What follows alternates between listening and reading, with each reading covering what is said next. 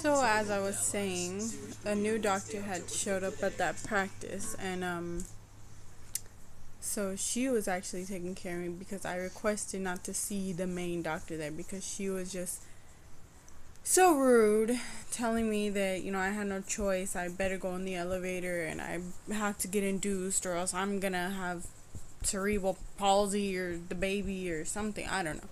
And it was really, really like I felt like she shouldn't have been talking to me like that when I was, nervous and stressed out as it is, myself. And she shouldn't have put that much more, like, pressure on me, I feel. So I requested not to see her anymore. So I saw a new doctor who I literally just got there. And I, yeah, she was telling me that she was worried, for my health, for the baby's health, that she basically said the same thing, but like in a more calm way, that I could comprehend. So I told her, I did start crying, but I was just so frustrated because I didn't want to go in the elevators, and I told her my problem, and she was like, "Well, they can't make you go in an elevator. They can't make you do that. Like, there has to be some way around it. There's stairs for a reason." And so I knew I could go up the stairs, like when I before I had the baby, like when I got there, I knew that wouldn't be an issue. But you know how like they do this whole grand exit, and the mom's in the wheelchair and wheeling the baby out, and she's holding him, and it's just such a big old dramatic scene. So like um I I knew that they would have wheeled me out in the elevator, and they wouldn't have let me go down the stairs after I had the baby, and they wouldn't have let me go down the stairs with the baby either. So that's why I was really like upset. Like I was like, well, at some point I'm gonna have to go in an elevator.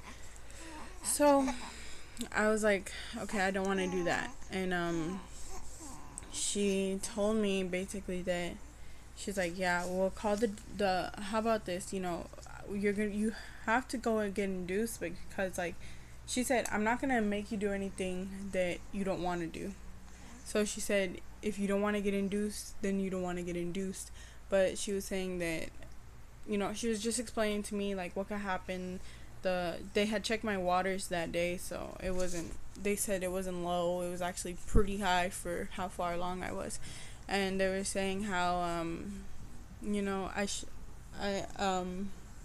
a lot of things can happen, to the baby, and they were just explaining to me a whole bunch of stuff, and she said, I'm just letting you know this just so that you know what could potentially happen, and you can make your decision off of that. And so I just started crying, and I I just didn't know what to do. I really didn't know what to do. So they called the hospital for me to ask them, what we could do about the elevators. And the hospital said, of course, like, there has to be something that they can do. Like, so they said that I could go up the stairs. I could have somebody escort me up the stairs and escort me down the stairs after I have the baby. But only if I had a vaginal birth. And if I had a C-section, I would have to take the elevator. So they were telling me, do everything you can to, make sure you don't have a C-section, but it's obviously not in your hands. But so I was just like, I'm not gonna have a C-section. I don't want one. So um then I was like, okay, I'll go get induced. But I said, am I gonna have to put on a waiting list again, or are you gonna at least make me a priority? So they said, yeah, we'll make you priority, and you go in there now, and you'll be admitted right away. So I got all my stuff together, and we went away. We went over there, and so I thought it was gonna be like I get induced to have the baby that night or so, like in the morning or late at night. And yeah, it wasn't like that, obviously. This was on a Monday. So the doctor came in and told me, you're gonna get induced, but you might not have the baby till Tuesday or Wednesday or even Thursday, you know. And so I said, okay, that's fine. So, you know, I didn't really know what getting induced was. They didn't explain anything to me. They didn't explain how I was gonna get induced. I didn't know anything that was going on. So, I was just talking to my mom about it, and she said, you know, I wanted to do everything natural, so I said, I don't want an epidural. And everybody was kind of looking at me like, are you sure? You know? And I was like, yeah, I don't want an epidural. So they were like, well, at least just keep your mind open to like options, because things happen, you know. And so I said, okay, whatever, you know. I knew I wasn't gonna get the epidural. So then yeah, I'm pretty stubborn. And it was around 10 o'clock that night, I think, that they started me on Pitocin. And bless you. And once they started that, they left me alone, really. They just kept coming in every now and then to check me. They had me on the monitor to check the baby, check my contractions. And I wasn't feeling anything. And the maximum dosage of Pitocin, I guess, what they were telling me is like 3.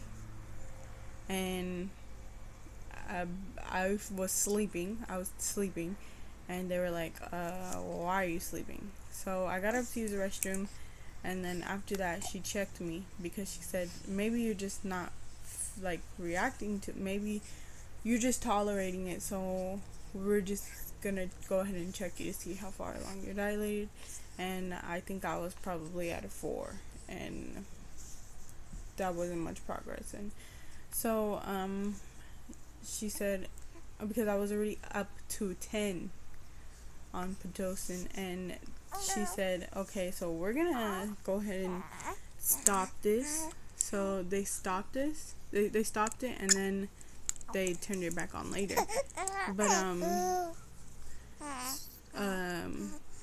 they stopped it around, I don't know, they stopped it pretty late.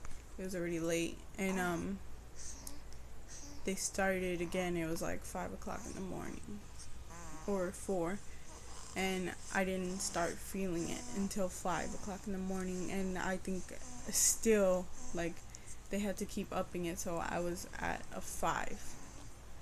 And I felt those contractions, those intense induced contractions, and it was terrible. It was so terrible. It was like a pain you couldn't escape. Like, you just couldn't escape the pain. It was so bad. I was like sweating, but it's like when you're feeling so much pain and you're sweating, but you're cold on the outside. And so they kept like trying to cover me and then uncover me, and I was like, this isn't working, nothing's working. And when I started feeling it, I started feeling it, and I was just like, oh my god. And then I really started feeling it, and that's when I had the nurse come and help me.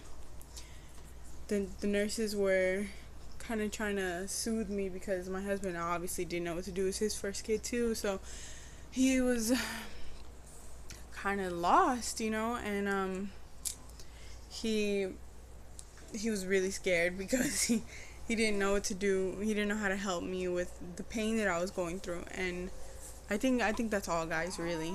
And the nurse, she said, she understood how I felt, obviously, and she was like, okay, so I'll help you. So she was helping him, teaching him like things to do, like pushing on my back, and I would get on all fours. And there, I felt so bad, because they were trying to find the baby on the monitor, and when they would find him in a good spot, then I would move, because I would have a contraction, and I couldn't be on my back, I couldn't lay down.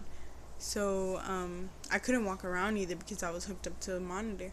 So I would get on like all fours, and that was just even then it wasn't helping, but it was a little bit better than what it was. So then she was pushing on my back and teaching him how to, like kind of rock with me, and she was telling me to breathe. She was teaching me how to like do the breathing, like once the contractions will come. And I was like, lady, I'm not gonna breathe. Okay, I don't want to breathe right now. I'm in so much pain. I don't even want to think about anything else. And I was like, breathing is not gonna help. It was so bad. Like my contractions were going off the grid. That's how strong they were. And uh,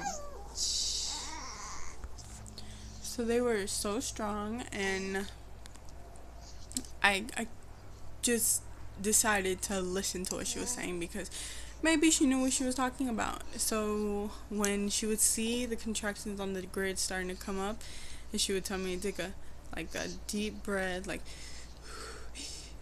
and she would count with me. And then at 5 is when she would get to the peak, and then at 10 is when they were already over.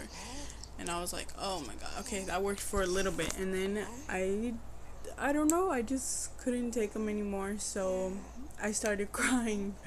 I was crying. I was just so frustrated. They just got so much more intense than they already were. And I was just so helpless. I didn't know what to do. And I was just begging them. I was like, okay, they said, okay, I know you don't want the epidural, but are you sure now, like, now that you're feeling what's going on, are you sure you don't want the epidural? And I was saying, no, no, no, And my husband, before I went into labor, he was like,